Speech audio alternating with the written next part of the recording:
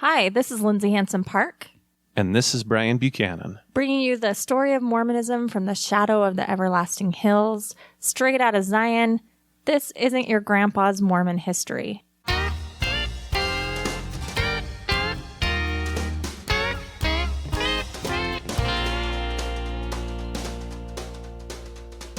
Well, I have sinned so gravely, Brother Brigham, Brother Young. I have sinned so gravely, Brother Young. This is the tale of Mormon saints and sinners, from our roots until present day. Saddle up. Gird your loins, lock your hearts, and pay your tithing, because we're bringing you the story of Mormonism in all its paradisiacal glory. It's the Sunstone History Podcast. Well, I have sinned so gravely, Brother Brigham, Brother Young. I have sinned so gravely, Brother Young, that only you can save me, Brother Brigham, Brother Young. That only you can save me, Brother Young. Hello, everyone, and welcome back to another video edition of the Sunstone Mormon History Podcast.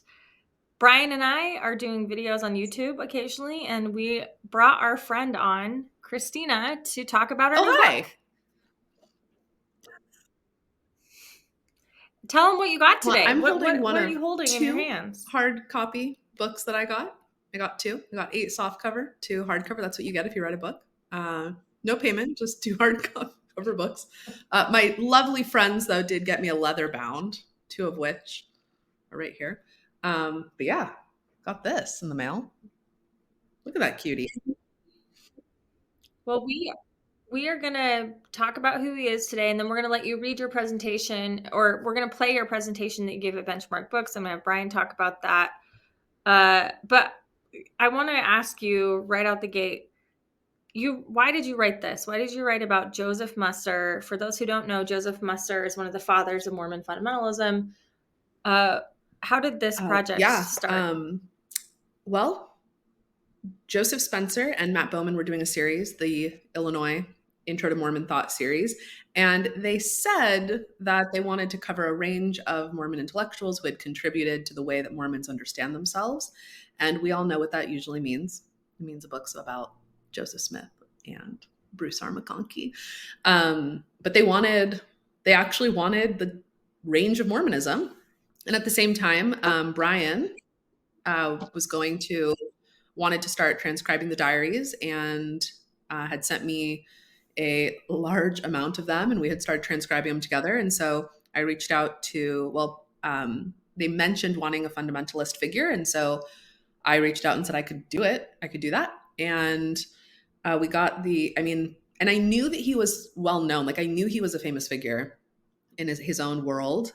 Brian Hales famously called him the father of the fundamentalist movement. But most people don't know who he is. And I thought there's never a better time to put him on in a book series next to people like Bruce R. McConkie. Both of which would love that. That's what I was going to ask. And then Brian, I can turn it over to you. But how did people, particularly, the majority of Mormon studies are LDS scholars, how did they respond to you choosing a Mormon fundamentalist leader, to be next to someone like Bruce R. McConkie in the series? It was good until I named the book. The book was originally not called this. Today, Brian's face. Today it is called Joseph White Musser, a Mormon Fundamentalist. Now all the books are name a Mormon something. That's how they're all designed. And the original title was Joseph White Musser, a Mormon Prophet. Let me tell you how that went down. It was fine. Most people were fine with it. Everything was good until I got to peer review. One of my peer reviewers was so kind and generous and good. And it's double blind. So the only way I know who it is this person told me who they are. My second peer reviewer was really bothered at the use of the word prophet. Was really bothered. There was a few things that they noted that they didn't like about the book, but one of them was there was deep concern about using the word prophet in the title. And that was the first time I realized that, people don't like knowing that there's other that Russell M. Nelson isn't the only one in the game.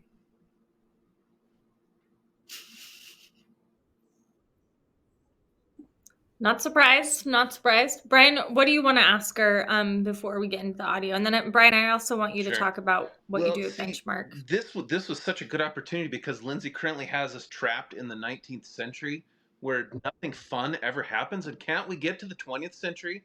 So this was the way to cheat. But there is a through line because very soon we're going to talk about the public announcement of polygamy in Utah in 1852. So the connections, they're so close. They're so close. So yeah, this was a fun opportunity.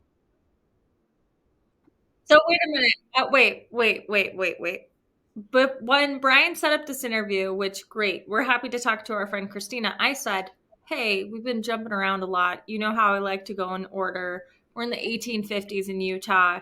Do you think you could find a way to tie this in? And Brian's like, yeah, I was born to do this. So your tie-in is that in 1852 they're going to announce polygamy. In the 20th That's century, it. That's all you got. We'll continue it.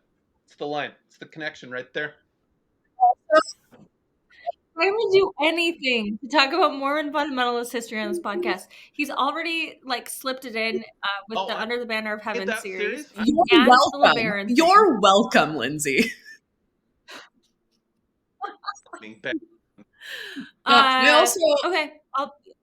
Also, Lindsay saying she wants to go in order. I can't hear her say that without it resounding. You have to start this podcast from the beginning. No one's stating your polygamy from the beginning. I know.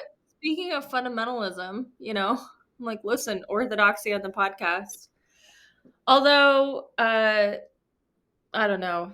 I wanted to say this somewhere, so I'll confess it here. I was editing out our last San Bernardino one, and I say the word so Utah Mormon, which is fine. But I, at one point, instead of saying 100, I said 100, like a Utah. And you can't edit that out. So it's in there. So anyway, I made it about me for a minute. Okay, let's talk about your book. I don't know what you want to say about it. What's wild is now that it's over, I'm like, I did it. You can just read it.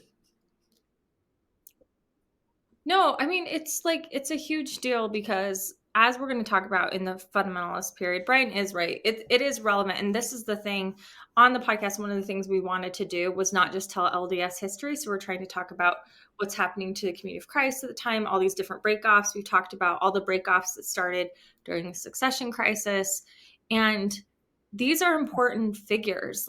They carry as much weight and influence as, Hosea Stout, who we've covered in the podcast. So I think that it's important that people know that. And I'm actually so glad you wrote it. I have experienced, and I've definitely witnessed you go through the same thing, which is when you try to talk about these characters from Mormon fundamentalist movements, there's this fear and this knee-jerk reaction against it. No one, it's as if talking about them legitimizes it to people. And LDS scholars do not want this stuff legitimized. They still have that old knee-jerk reaction of, loyalty. Mm-hmm. This isn't about us. But you're going to tell his story in the Benchmark stuff. So we have the recording of that. But what do you wish people knew about Joseph Musser? I mean, the thing that was really important to me to try to get across is when people, there was two things really that I talk about in the Benchmark talk and I talk about in the book. But when people think of Mormon fundamentalism, they think of prayer addresses, they think of kind of some old timey thing. But the reality is that Mormon fundamentalism is a modern religion. It starts in the 1920s. It's a modern form of Mormonism. And it's a modern form of Mormonism that, Mormonism forks in the road in the 1920s. And there's a concrete decision that has to be made is, are we going to go the path of America? Are we going to go the path of Americanization? Or are we going to be Mormon? And there's a fork in the road, and those are two alternate modernities. There's two ways to be modern. And the LDS Church went one way. And Mormon fundamentalism is not a back-timey 19th century religion. It's another way of being modern. It's another way of doing Mormonism that it did not comport itself to American values. But the other thing that was so important to me is that Mormon fundamentalism, ultimately, the fundamentalist movement was the foil by which Mormonism gets to be modern. Because you only get to be modern if there's weirdos on the border that you get to compare yourself to. And you only get to be a fundamentalist if there's people who caved and got rid of the fundamentals. If everyone keeps the fundamentals, you don't need a fundamentalist. And so both of these traditions desperately needed each other to be who they are and to make themselves in the image they wanted to be. And so, yes, of course, there's dislike. Heber J. Grant thinks they're silly, uses that word. Joseph Musser thinks they're like bowing to the government. And that's, both of those are true in their own ways. But they deeply relied on each other. And I think, especially with Musser, he knew that. Like, he knew that he needed Heber J. Grant in order to be the guy that he was. And so I think that's the interesting story, is not so, like, people look at fundamentalism and they're interested in polygamy, and yeah, sure. But I think the interesting story is that the LDS Church really needed Joseph Musser to exist in order to get to be American. It helped them to make their case that, like, we're not weird. We're not the polygamists anymore because they're over there. This is one of the reasons why I love your work, Cristina, because it's such a different way to look at things. And I feel like, you've taken a lot of some low grade and some high grade discrimination for not being an LDS person that comes into this field. There's a lot of boundary maintenance, and you've handled it really well, but you've always brought new perspectives that I think, I needed. You'll say things and shift the paradigm for me, and like, oh, that's a different way to look at it. And so I think that that's really important. And I think you're very generous with each tradition that you cover. You take them seriously. I really like that about your work. You take their beliefs as seriously as they do. And that's something that I've always tried to do in my interviews. It's nice and refreshing to see someone do that with a history, because, when I was researching, it was hard to find for your polygamy years ago, which we're going to do an interview, you and I. I couldn't find anything like that wasn't completely slanted and didn't have a judgment inherent in it. So I don't know. I would make the case that everybody out there should read this book. It's short, right? It's only like 100 pages. It's very short. And that is part of the goal of these brief introductions, is they want people to meet a new figure in Mormonism that they otherwise wouldn't. And in 100 pages, understand why they need to kind of learn more. All of the books they're all laid out the same way. There's an introduction, which is just a biographical sketch.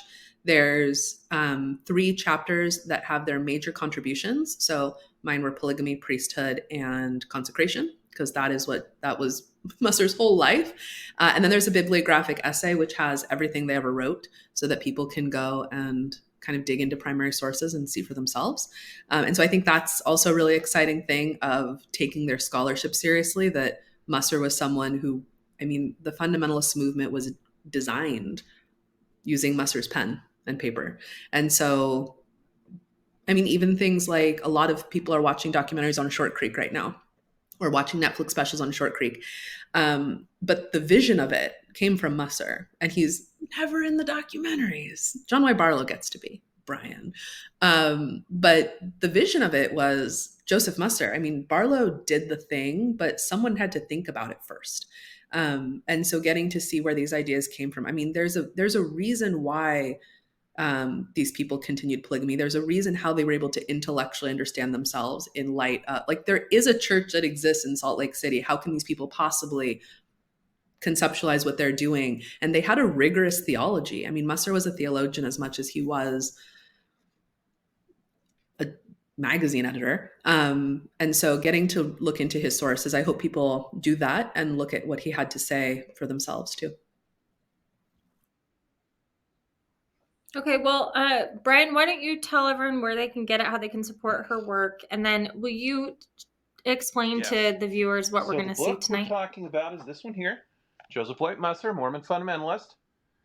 There is a paperback and a hardback, as Cristina mentioned. And guess where you can get signed copies of it? At Benchmark Books. We've still got some from our event with Cristina. It's a fantastic book. You can come see us in Salt Lake, or you can get them online at benchmarkbooks.com. And so we had Cristina there a couple weeks ago to talk about the book. And so that's the video you'll see here in just a moment, and she'll give a good summary of his life, who he was, what he did, what he talked about, why he's important. So it's a fantastic series, and like we said, we're really glad that the editors of that series were open to seeing the larger Mormon world, and this is a very good example of this. Also, I want to note I did get around the prophet thing, is that I ultimately did get to dedicate it to the Mormons who call him a prophet. It was my little, still got it in there. Look at you, you little Juanita Brooks, you. So Brian, so did Cristina you describe what we're going to see? Of Musser's life. So like Cristina mentioned, a lot of people don't realize this series is life and thought of. So like she said, that first chapter will give the biography, which I think is what people might be more familiar with, but then his thought.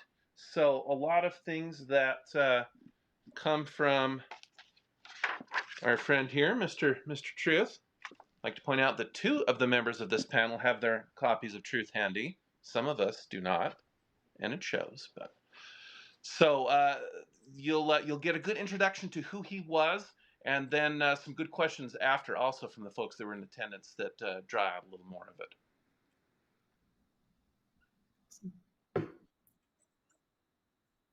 Okay, well, thanks, Cristina, for being with us, and everyone go buy her book. You'll be glad that you did. It's a fascinating story, and it gives you an interesting perspective to sort of reflect on. Like you said, it's connected to the modern Mormon church as well, and I love that you brought up that connection. And while you're at it, like and subscribe to our new YouTube channel. I mean, the YouTube channel has been there forever. We just haven't done anything with it, so we're going to build it up. And this year we have a goal to get a lot of recurring donors at Sunstone to keep this podcast going. So if you want to see this work continue, if you want to fund Brian and I's work, it's not like we pay Brian very much to do this, but to pay for it, go to sunstone.org and our donate link and become a monthly subscriber. Even just a few bucks a month would really help us out and help us to hit our goal. So thanks, Cristina. I really appreciate talking to you. I've sinned so gravely, brother Young, that only you can save me, brother Brigham, brother Young. Well, we are very glad to have you here tonight. Our esteemed guest of honor is Dr. Cristina Rosetti here, Assistant Professor of Humanities at Utah Tech. Go fighting tumbleweeds. So, contrary to popular belief, you are not here tonight to learn about John Y. Barlow, but Joseph Musser. So this is Christina's first published book. She did do a chapter on Michael Quinn in DNA Mormon that Signature Books published. But this is her first book, and in the University of Illinois Introductions to Mormon Thought series, which has got some very interesting folks. We were glad to see that the editors were very clear that Mormonism is a broad umbrella, and so the biographies in this series should reflect that. And we appreciate that, because here at Benchmark Books, we also like a wide umbrella. So, very happy to welcome Cristina Rosetti here. Thanks, Cristina. Probably wouldn't hurt. I'm going to just rearrange. It is a book and swig show. Don't mind me. Don't mind me. All right, so you either hold it or clip it. Clip it. I will clip it. I'm just going to pull up my comments. So I'm going to read from something like an adult. All right, so, hi everyone. This is wild. I'm Cristina, for those who I haven't had the pleasure to meet. I know so many of you, which is great. I was actually joking that I wrote this largely with people that matter most to me in mind, my parents, my fiance, and my future mother-in-law, who don't know a lot about Joseph Musser. And then I walked in here, and it's a room full of people who know him so deeply well. So that's, it's always its own thing. So I love telling the story of St. Joseph White Musser. And I got to do it in the context of a book series that normally wouldn't get to tell his story. Because as many of you know, series on Mormonism are usually synonymous with series on the LDS Church, which is my personal soapbox. And so I'm grateful, like Brian said, the University of Illinois Press, Matthew Bowman and Joseph Spencer saw the value of Musser's contribution to Mormon thought. And I also know that the many people who consider him a prophet and the true successor to the presidency of the priesthood are as well. This book project began long before I had a soapbox about non-LDS Mormonism and how it is situated in Mormon studies. And in fact, this is the project that created the box I stood on for the last 10 years of my life. Because I don't think you can tell the story of 20th century Mormonism without telling the story of the people who refused to be part of it, who believed that caving to the government, correct expression of religion, or properly American ideals of family life was the path forward for Joseph Smith's restoration.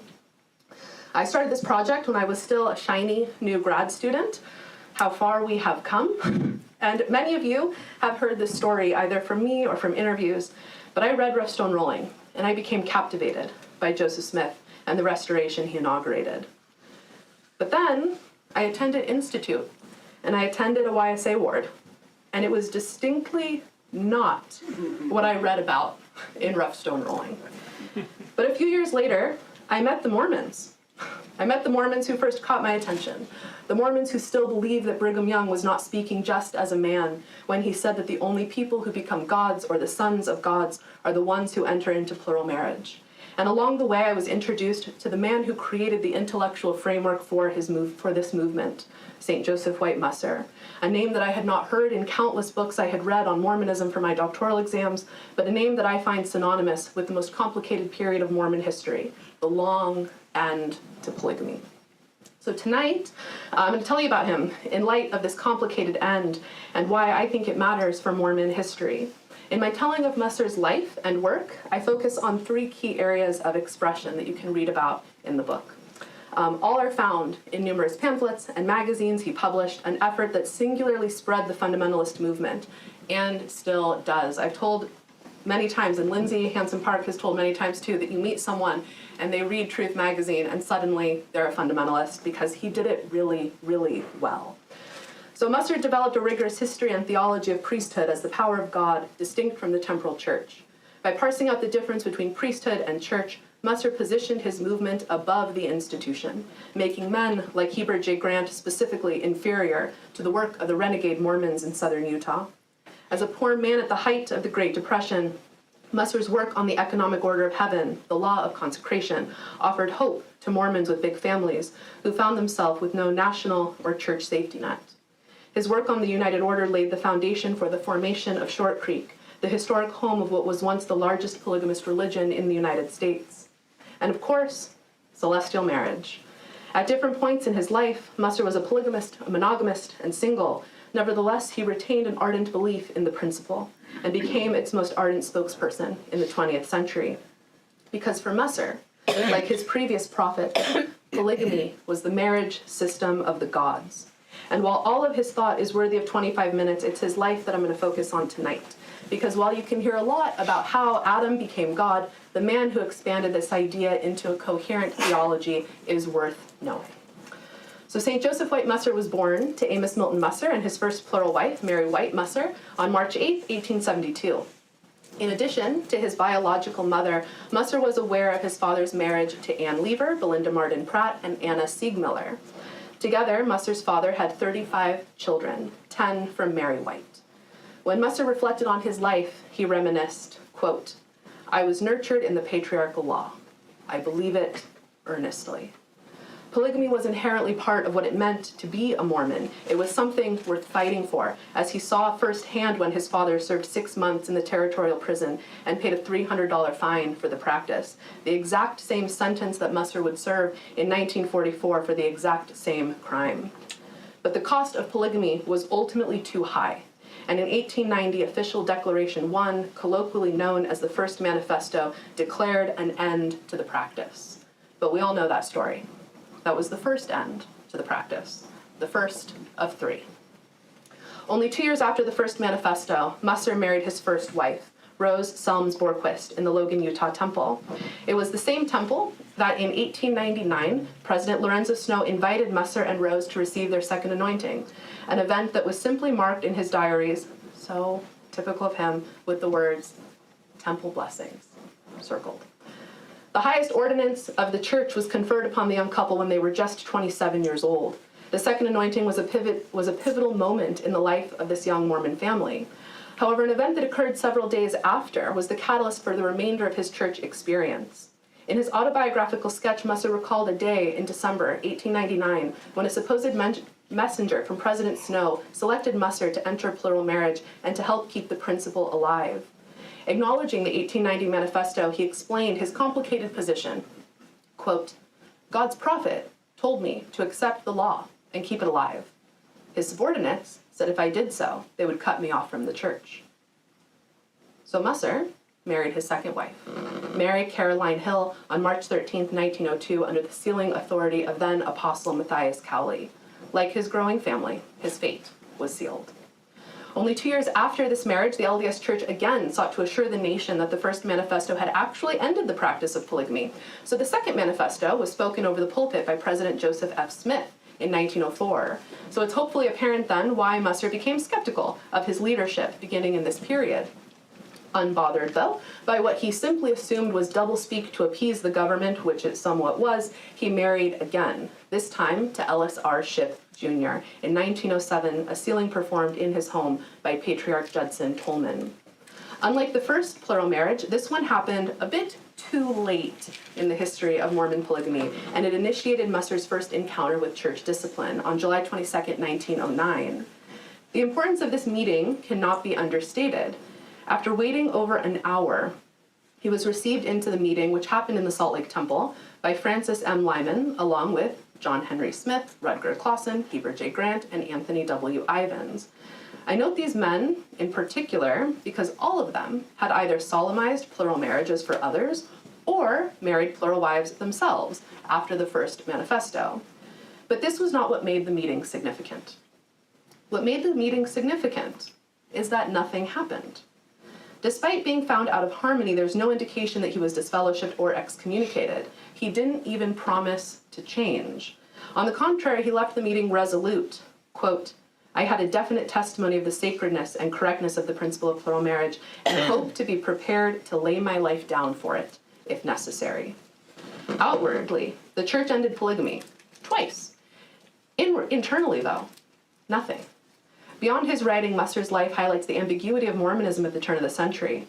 Its direction into the future was not always clear. But while nothing happened in 1909, his second disciplinary hearing proved transformative. On March 12, 1921, Musser was summoned to a council on the suspicion that he plotted to marry a fourth wife, Marion Bringhurst. Notably, the marriage never happened, but in the mind of church leaders, intent was enough to warrant discipline. When it came to plural marriage, the church was concerned with correct practice and correct belief. Musser was skeptical, didn't attend the hearing. What was he going to say? He was a polygamist. He was a proud polygamist in a long line of other proud polygamists: Joseph, Brigham, John. 10 days after his trial, the notice for his excommunication appeared in the Deseret Evening News, a copy of which was neatly taped into his journal. And I remember the first time I saw this diary entry, I waited to see it, because what would it say? How would he articulate one of the most significant moments in his life, the moment he lost membership in the faith that he called home? And then I saw it, typed clearly next to the excommunication notice. It said, March 12, 1921. Very busy at office. Because Musser was unbothered. He was unbothered because in the 1920s, excommunication for polygamy was not what we imagine it was. In some instances, as for Musser, it was something of a badge of honor. You get excommunicated for participating in the practice that transforms men into gods? Sure, seems like a sweet deal. It's even martyrdom. Both busy day at the office was just about to begin for Musser because his excommunication was not isolated, and those who found themselves on the margins of the church they called home began to find each other. Nathaniel Baldwin, notably, the inventor of headphones, was among the first to document the meetings of disenfranchised polygamous Mormons who lost their spiritual home following the Second Manifesto. Musser first attended in 1921, where he met the likes of John Woolley, Lawrence C. Woolley, Israel Barlow, and Barlow's sons, likely John Y. on Bryan's shirt, men who later became synonymous with Mormon fundamentalism. Woolley stood out, both for his comments in these meetings and his somewhat revisionist narratives of the past, including when he said that Theodore Roosevelt's entry into the Grand Council happened, after which he accepted the Patriarchal Order of Marriage and received his endowment. That never happened. But also that didn't matter. Because in Woolley's meetings, the windows of heaven were still open, and the possibilities, because of it, were endless. Among Woolley's early claims was on October 6, 1912, a statement of facts about a catalyst event 26 years prior. Most people who read Mormon history, and most people in this room, are familiar with this story. One evening, when President John Taylor was in hiding amid tension over the practice of polygamy, voices emanated from Taylor's room. The voices were the late President Joseph Smith and the resurrected Jesus Christ, who offered instruction on the legal status of polygamy. In short, polygamy needed to remain until the millennium, and Jesus and Joseph had just the guys that were going to make it happen. Musser first encountered this story, called the 1886 Revelation, on March 12, 1922, at a special meeting in Nathaniel Baldwin's home. At the meeting, 200 people gathered for 6 hours to discuss the status of their marital practice and their polygamous families. He was instantly captivated. In defense of this revelation and the faith it espoused, he later penned Celestial or Plural Marriage, the New and Everlasting Covenant of Marriage, and the Law of Plural Marriage. But being a fundamentalist Mormon was hard, especially as the Depression was looming and the presidency of Heber J. Grant was escalating action against the Mormons who refused to abandon their families and their pathway to exaltation. Musser lost family, he lost his job, he lost the security he knew of being a normal Mormon in suburban Utah, and he wasn't alone. What people need to understand is that the message of Mormon fundamentalism was not just about polygamy. It gave people a spiritual home, it gave people purpose, it vindicated them, and it also gave them authority. And for Musser, this happened on May 14, 1929, when Woolley laid his hands on Musser's head to offer him a blessing. Years later, in his widely circulated magazine, Musser reflected on the events of that day in great detail. He said, quote, "I was ordained a high priest apostle and a patriarch to all the world by a high priest apostle, and I was instructed to see that never a year passed that children were not born in the covenant of plural marriage." In addition to Musser, Woolley ordained J. Leslie Broadbent, John Y. Barlow on the shirt, and Charles Zitting. Together with Woolley's father, John W. Woolley, stands for Wickersham, the best name in Mormon fundamentalist history, the men comprised a priesthood organization that they called the Council of Friends, which they believed to be the most significant Mormon organization on earth. Musser would highlight this organization in his widely circulated Priesthood Items, a Priesthood Issue, and supplements to the New and Everlasting Covenant of Marriage. Woolley was a force, but the problem with Lawrence C. Woolley is that Lawrence C. Woolley did not keep a diary or ever transcribe his sermons. What we know about Woolley and the early fundamentalist movement and doctrinal formation came through the pen of Musser. Early in his involvement, Musser became something akin to a scribe and translator of the message, giving him great significance in his articulation and power in its promulgation. Beginning in 1933, Musser began, quote, publishing the truth, a calling that became Truth Magazine and Truth Publishing Co. In these outlets, Musser sought to outline the, quote, fundamentals, and the fundamentalist movement was born. Through his writings, a scattered movement became a cohesive faith community and a viable alternative for polygamous Mormons who saw the LDS Church as a faith of concession and modernism. The pamphlets circulated in bookstores and Sunday school classrooms, study groups, and late-night conversations among missionaries. More than just for the excommunicated, those who left the LDS Church for the higher law of fundamentalism often cited Musser's writing as the cause. And this was a concern, because after 2 manifestos, the LDS Church was still unable to get rid of their polygamy problem. Something more had to be done than simply statements over pulpits. And so during the April 1933 General Conference, President Heber J. Grant issued what became colloquially known as the Third Manifesto. So not 1, not 2, but 3 manifestos. The official statement addressed several key points, including the definition of marriage as a monogamous union and Musser's claim of priesthood authority outside of the LDS Church. What made Grant's statements different, though, from previous ones was his call to action, which required church leaders to seek out individuals who were unwilling to comply, excommunicate them, and involve law enforcement. Whereas one could technically believe in plural marriage and retain church membership before 1933, despite frequent excommunications after 1909, Grant's statements ended the ambiguity. Musser reacted by getting married.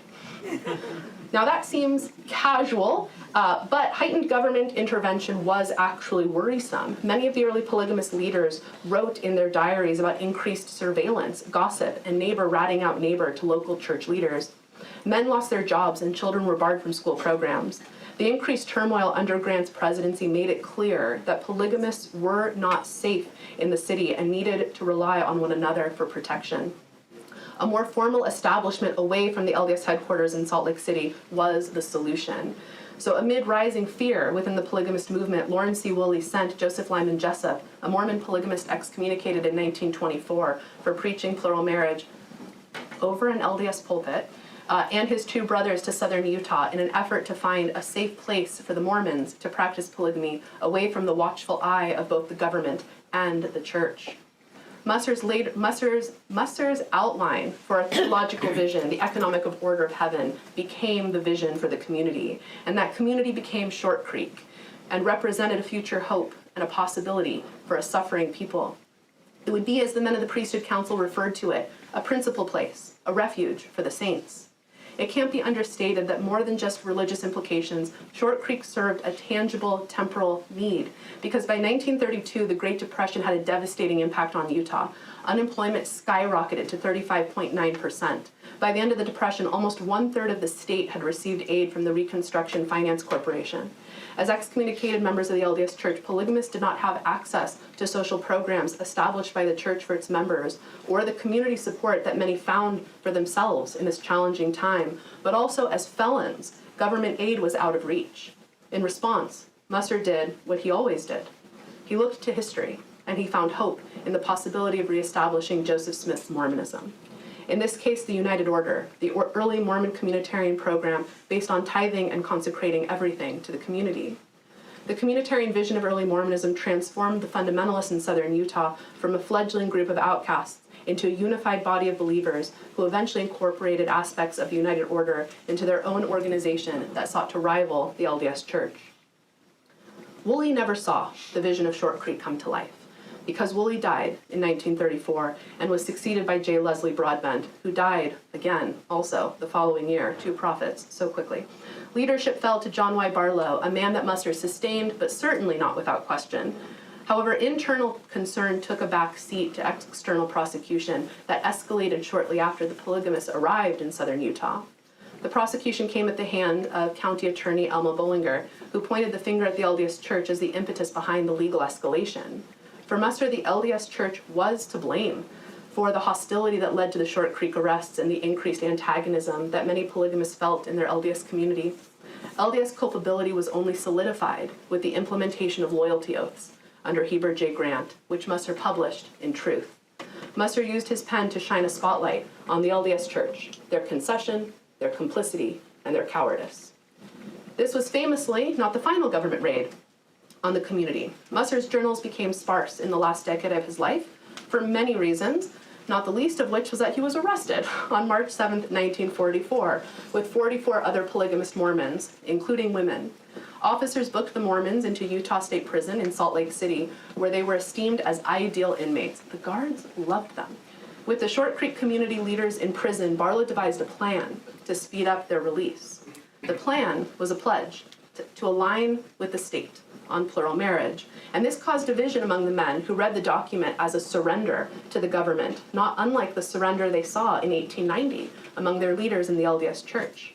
But after much debate, Musser became one of the 10 men who signed the document without intention of ever living up to that promise.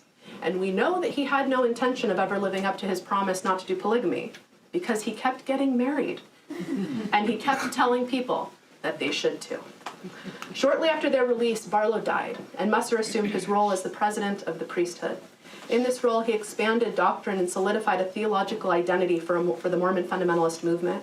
He expanded Brigham Young's vision of deity when he testified that Adam is God and Joseph Smith holds the office of the Holy Ghost in this dispensation. He promulgated Woolley's framework on the marriage system of the gods and the necessity of a quorum of wives. He even named Adam's wives. He oversaw the missionary movement to Mexico and articulated a vision for the kingdom of God, of which, of course, he was the head. In all of this, Musser kept a careful eye on the LDS Church. As an increasing number of people left, either forcibly or on their own, Musser and the faith he left was always there waiting. Soon after his release from prison, Musser suffered a stroke, and he was placed under the care of Dr. Rulon C. Allred, a naturopathic physician and chiropractor born in a polygamous family in Colonia, Chihuahua, Mexico, and also later a beloved leader in the Mormon Fundamentalist movement. As his health declined, Musser infamously ordained Allred as his second elder, bypassing the usual hierarchy. The ordination remains today among the most controversial and contested ordinations in the history of the Mormon Fundamentalist movement, and you can read all about that controversy in the book, because I'm not going to touch that one. After Musser's death, it's a tough one with this crowd. I know all of you. After Musser's death, Allred assumed the office of president of the priesthood and held authority over the After Musser's death, Allred assumed the office of president of the priesthood and held authority over the polygamous Mormons from his home in northern Utah.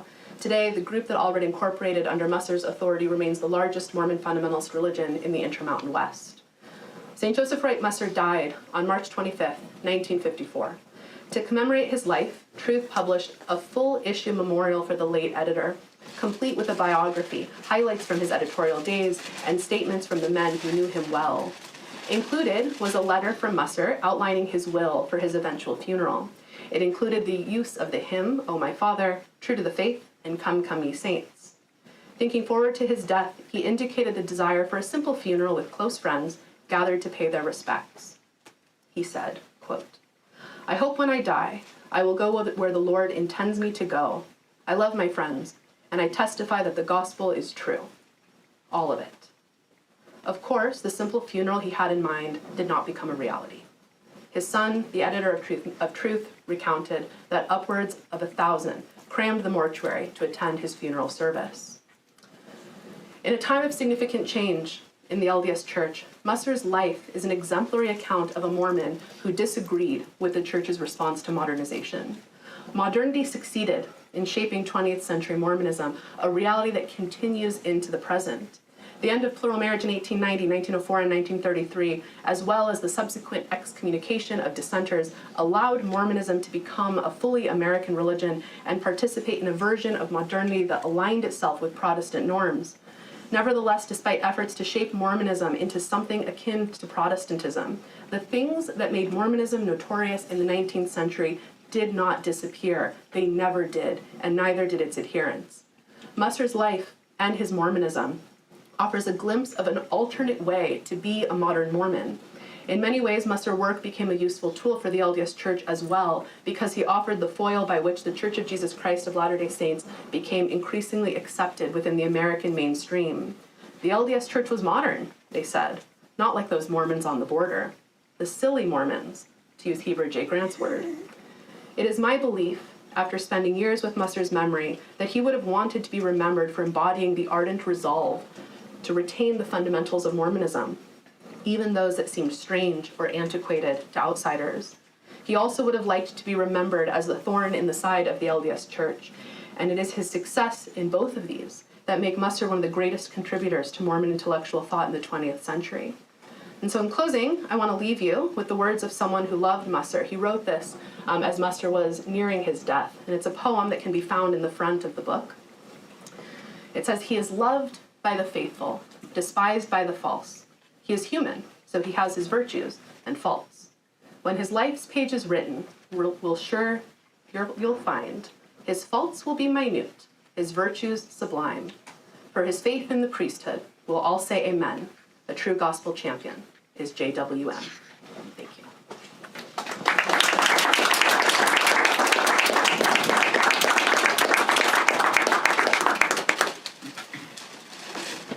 All right, anyone with the tough questions, now's your time. Oh no, and I'll direct all of them to Mary Ann Watson. What was your favorite part about researching and diving really deep into this this culture and the materials for writing this book? My favorite part in general of studying Joseph Musser was getting to meet the people who still believe in him, and getting to go to their houses and meet them and talk to them and learn from them.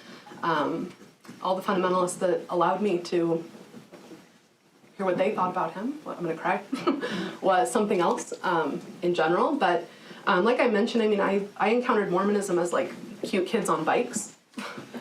And, you know, I mean, they're the cute Mormon kids on bikes. Like, that's what I thought Mormonism was. And so I loved learning that there's another way to be Mormon, and it's a way that Joseph Smith would have been really proud of. Yeah, Claire. Adam's wives? Did you say he named Adam's wives? Can you tell us about that? Well, the first one, we all know her name. It's in the Bible. There it is, Eve. He also had Phoebe. There was a Mary. Anne, you look like you're verbalizing names. It names 3 of them. Is Phoebe? Sarah, was it Sarah? Sarah, Phoebe, Eve, Yeah, Lilith. yeah. Brother Dave would know really well. Joseph Musser wrote a really beautiful issue of Truth magazine for Mother's Day, where he commemorated the wives of Adam, the wives of Jesus, and also made some note to the wives of Joseph Smith. So the Mother's Day issues, if you're interested in the women of who are the queens and priestesses of this earth, the Mother's Day issues of Truth magazine are usually pretty great. Never a better time to mention them.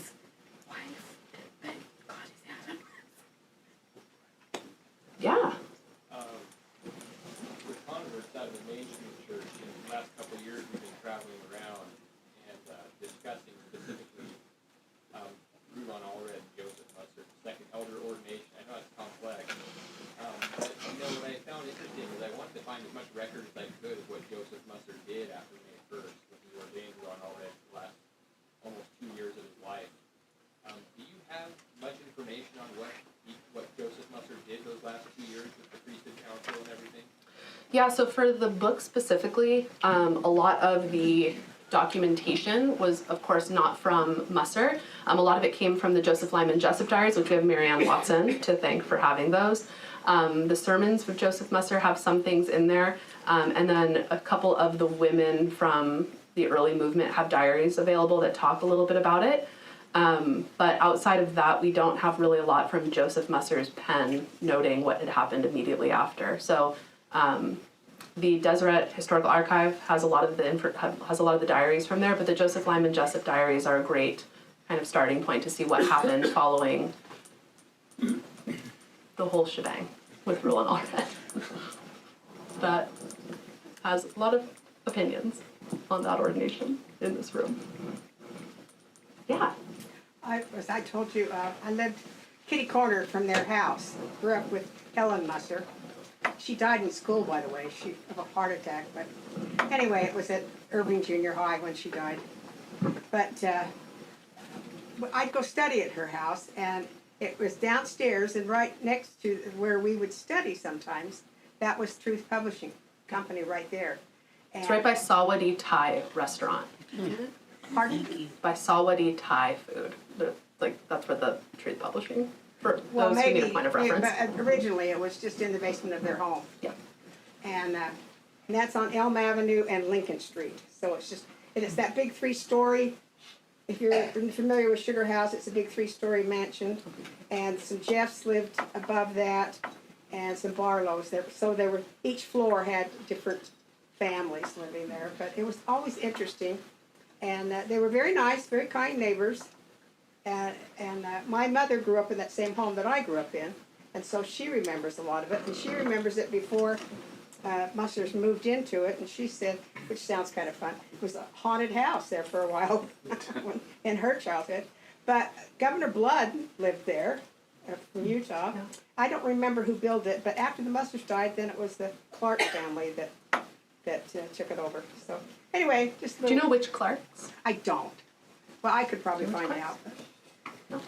But it was nice to know the Mussers. They were very nice, kind neighbors. Always to themselves, you know. So, and their yard was always kept very nice. That's right. So, yeah.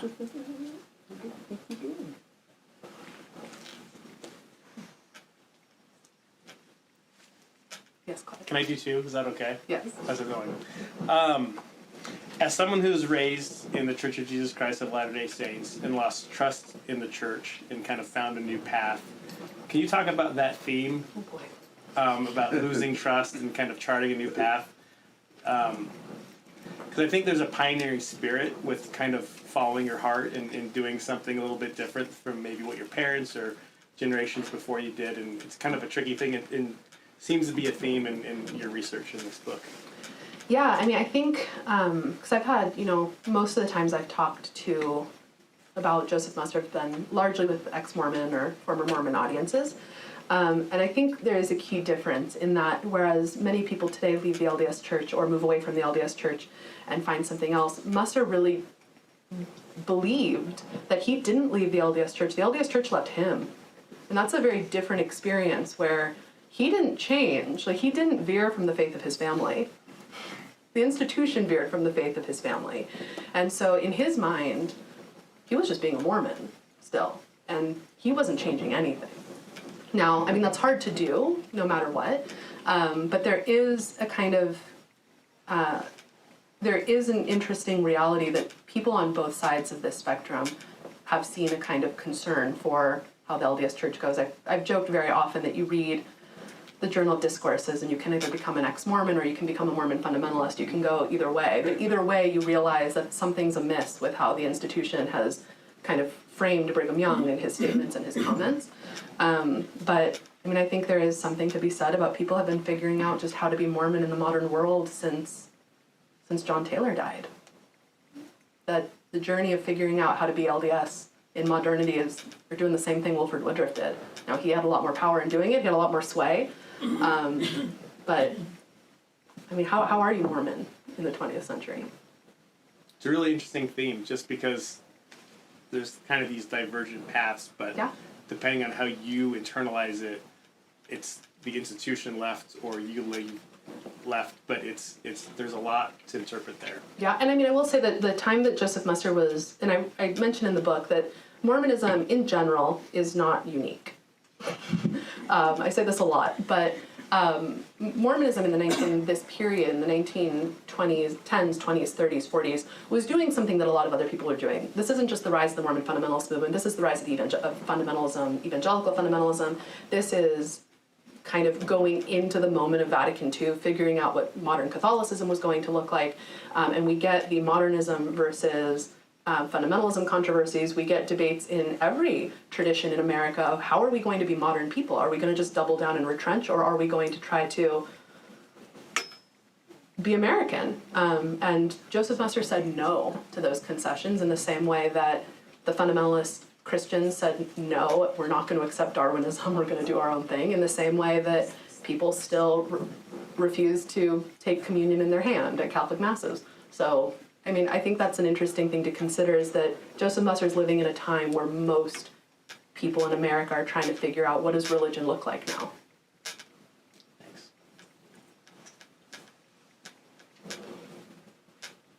All right. Join us in giving Cristina a hand. For my sinning brother Young, 'cause I sinned so gravely, brother Brigham, brother Young. I sinned so gravely, brother Young, that only you can save me, brother Brigham, brother Young. The song you heard today is called Brother Brigham, Brother Young by artist Corb Lund. Check out his music at corblund.com and consider giving a donation to sunstone.org to support this podcast.